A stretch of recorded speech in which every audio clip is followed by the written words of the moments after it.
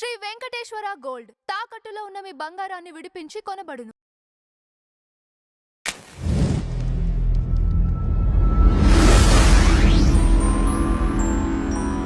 నమస్తే అండి, welcome to tree media. మనతో పాటు senior journalist, political analyst doctor Durga Vadlamani గారు ఉన్నారు. మేడం నమస్తే. నమస్తే అండి.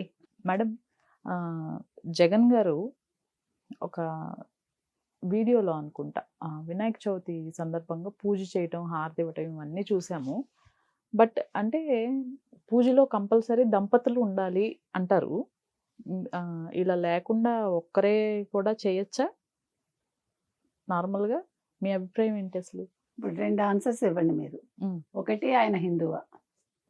2, ఆయన తిరుమల కొండకి ఎందుకు వెళ్ళలేదు? వెళ్తాడు అన్నారు కదా. అంటే డిక్లరేషన్కి భయపడ్డవాడు వినాయక పూజ చేస్తాడు. తిరుమలకి వెళ్తే డిక్లరేషన్ ఇవ్వాలని కంపల్సరీ పెట్టారు కదా. ఇప్పుడు టీటీడీ చైర్మన్ కూడా ఆయన డిక్లరేషన్ ఇస్తేనే రాణిస్తా ఉన్నట్టుగా చెప్పారు. తప్పులేదు. ఇప్పుడు 5 ఏళ్ళు ముఖ్యమంత్రి హోదాలో వెళ్ళిపోయి ఇష్టానికి పూజలు చేసి, భార్య లేకుండా పట్టు వస్త్రాలు సమర్పించి, ఇంట్లో పూజలు చేసి, ఇంట్లో వెంకటేశ్వర స్వామిది పెద్ద ఇది వేయించి సెట్టు, కొన్ని లక్షలు, అది కూడా ప్రభుత్వ ధనంతో, ఆ తీర్థం తీసుకుని పక్కకు పోసి ప్రసాదం తీసుకుని చేయి తుడుచుకుని, మీకు గుర్తుందా విజువల్స్? మరి అలాంటి పెద్ద మనిషి ఇప్పుడు తిరుమల వెళ్తానన్నారు. వెళ్తే మరి డిక్లరేషన్ ఇవ్వాలి, అది వెళ్ళలేదు. దానికి భూమన కరుణాకర్ రెడ్డి ఒక స్టేట్మెంట్ ఇచ్చాడు, ఆయన రావట్లేదని. మరి ఈలోగా వినాయక చవితికి రాణి గారి తోటలో ఈయన వెళ్ళి పూజ చేయాలట. పాపం భారీ వర్షాల కారణంగా వెళ్ళలేకపోయారు ఆయన. అంటే వర్షం మాకు కాలికి మట్టి అంటకూడదు, నెత్తి మీద చినుకు పడకూడదు, మేము తడవకూడదు, నీకు అందకూడదు, కుందకూడదు, నా నెత్తి మీద మొక్క మొలవకూడదు, కానీ నేను ప్రజలకి సేవ చేస్తాను. అది జగన్ గారు చెప్పే ఉవాచ. అందుకని జగన్మోహన్ రెడ్డి గారు అసలు వినాయక చవితి పూజ చేయడం ఏంటి, నెంబర్ 1. నెంబర్ 2, భార్య లేకుండా చేయడం ఏంటి. నెంబర్ 3, హారతి ఇవ్వడం ఏమిటి, తీర్థప్రసాదాలు స్వీకరించడం ఏంటి. ప్రజలు ఆశ్చర్యపోతున్నారు. ఎందుకంటే జగన్మోహన్ రెడ్డి గారికి ఇప్పుడు ఏం భయం పట్టుకుందండి? నారాయణ స్వామి గారి దొరికి ఆయన అప్రూవర్గా మారినట్టున్నారు. అందుకని జగన్మోహన్ రెడ్డి గారి పేరు ఇప్పుడు ఫైనల్గా లిక్కర్ స్కామ్లో ఇరుక్కుంది, అందరికీ తెలుసు. కాకపోతే ఏంటంటే అంతిమ ఇది కోసం, అంతిమ లబ్ధిదారుడి పేరు ఖచ్చితంగా బయటకు వచ్చిందా రాలేదా అనేది ఇంకా అక్కడ సందిగ్ధంలో అది ఆగిపోయింది. కాబట్టి అది కనుక బయటకు వచ్చేస్తే ఈయన ఎలాగా అరెస్ట్ అవుతారు. ఈ అరెస్ట్ భయంతో ఈయన వినాయకుడికి విఘ్నాలు లేకుండా చెయ్యినాయన అని పూజలు చేశారా అని ప్రజలు అనుకుంటున్నారు. ఇంకో ముఖ్యమైన విషయం ఏంటంటే, ఓ 10 మంది దాకా ఆయన పక్కన ఉన్నారు వైసీపీ వాళ్ళు, లేళ్లాపిరెడ్డి, ఇంకా చాలామంది. ముఖ్యంగా వెల్లంపల్లి శ్రీనివాస్ గారు, వీరి గురించి మీకు గుర్తుండే ఉంటుంది. ఆయనకి ఆ రోజు గులకరాయి సతీష్ రాయి విసిరితే అది జగన్మోహన్ రెడ్డికి తగిలి, అక్కడి నుంచి ఆయన కంటికి తగిలి, ఆ కన్నుకి దెబ్బ తగిలి, ఆయన పాప ఎడం కన్ను కట్టుకుని మర్నాడు కాదని మళ్ళీ కుడి కంటికి కట్టుకుని, మొత్తానికి జగన్మోహన్ రెడ్డికి 11 సీట్లకు పరిమితం చేసిన ఘనుడు ఆయన. ఎందుకంటే అబద్ధాలు చెప్పి. అందుకని అంటే వెల్లంపల్లి శ్రీనివాస్ లాంటి ప్రముఖులతో ఆయన కూర్చుని పాపం పూజా కార్యక్రమాలు చేశారంటేనే వినాయకుడు ఎంత బాగా ఆయనకి ఆశీస్సులు అందించాడో అర్థం చేసుకోవచ్చు. అంటే అబద్ధాలు చెప్పే వాళ్ళందరినీ చుట్టూ పెట్టుకుని, నేను వైసీపీని మళ్ళీ పునర్నిర్మిస్తాను, 29 మందే, మళ్ళీ మనమే వస్తున్నాం, నేనే ముఖ్యమంత్రి అంటూ ఆయన పాపం ఏదో ఊహాగానాలు చేసుకుంటున్నారు. భారతి గారు మరో పక్క మరి ఎక్కడున్నారో మనకు తెలియదు. వారి మత వేడుకల్లో ఆవిడ ఉన్నారని అంటున్నారు, కానీ అది పాత వీడియో అనేది అర్థమవుతుంది.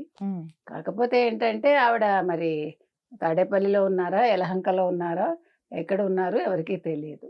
ఆవిడ క్లియర్ కట్గా ఆవిడ ఏ హిందూ పండగలకి రారు, తిరుమల అంతకంటా రారు, ఆవిడ పక్కా క్రిస్టియన్ అనేది ఆవిడ ఎప్పుడు ప్రూవ్ చేసుకుంటున్నారు. కాకపోతే జగన్మోహన్ రెడ్డి అటు ఏమంటారు, ఆడా కాదు మగా కాదు అన్నట్టుగా ఆయన నేను అటు క్రిస్టియను అని చెప్పుకుంటాడు. ఇంట్లో నేను బైబిల్ చదువుతానంటాడు 4 గోడల మధ్య. అదేంటో మనకు తెలియదు. మీకు గుర్తుందా, ఎన్నికల ముందు 4 గోడల మధ్య బైబిల్ చదువుతాను, బయటకు వచ్చాక నేను మానవతావాదిని అంటాడు. ఏంటో మరి ఆ మానవతావాదం ఏమిటో. అంటే మానవతావాదం అంటే మనుషుల్ని బాధ పెట్టడం అన్న. కాబట్టి మొత్తానికి ఆయన బైబిల్ చదువుతారు, ఇంట్లో పూజలు అయితే చేయరు. కానీ ఇట్లా ప్రజల కోసం మొన్న కేంద్ర కార్యాలయంలో, వైసీపీ కేంద్ర కార్యాలయంలో పూజ చేయడం, మీరు చెప్పినట్టు హారతి ఇవ్వడం, ప్రసాదం తీసుకోవటం, తీర్థం తీసుకుని.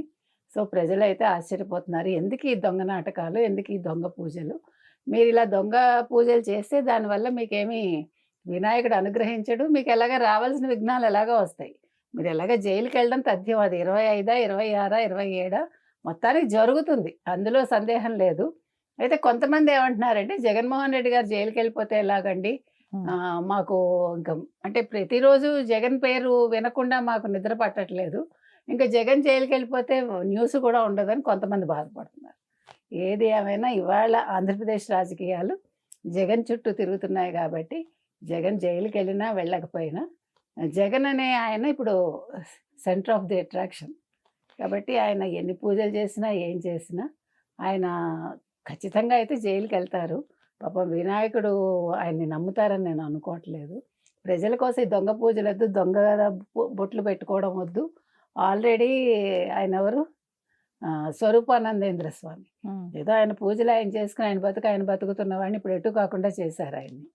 ఆయన చేత పూజలు చేయించుకున్నారు, ముఖ్యమంత్రి అయ్యారు మీరు, కేసీఆర్ గారు. ఆయనకి ఎకరాలు ఇచ్చారు, ఇవాళ ఎకరాలు మళ్ళీ వెనక్కి వెళ్ళిపోయాయి, ఆయనకి చెడ్డ పేరు మిగిలింది. అందుకని నేను చెప్పొచ్చేది ఏంటంటే, ఈ హిందూ స్వామీజీలు ఎవరైతే ఉన్నారో ఇలాంటి వాళ్ళని చేరదీయకండి, మీకుండే మంచి పేరు పాడు చేసుకోకండి.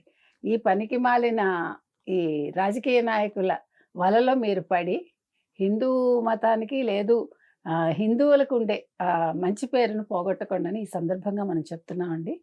అందుకని జగన్మోహన్ రెడ్డి గారికి కూడా ఒకటే చెప్తున్నాం, మీరు అవసరం కోసం బొట్లు పెట్టుకుని పూజలు చేయకండి, మీ దేవుణ్ణి మీరు విశ్వసించండి.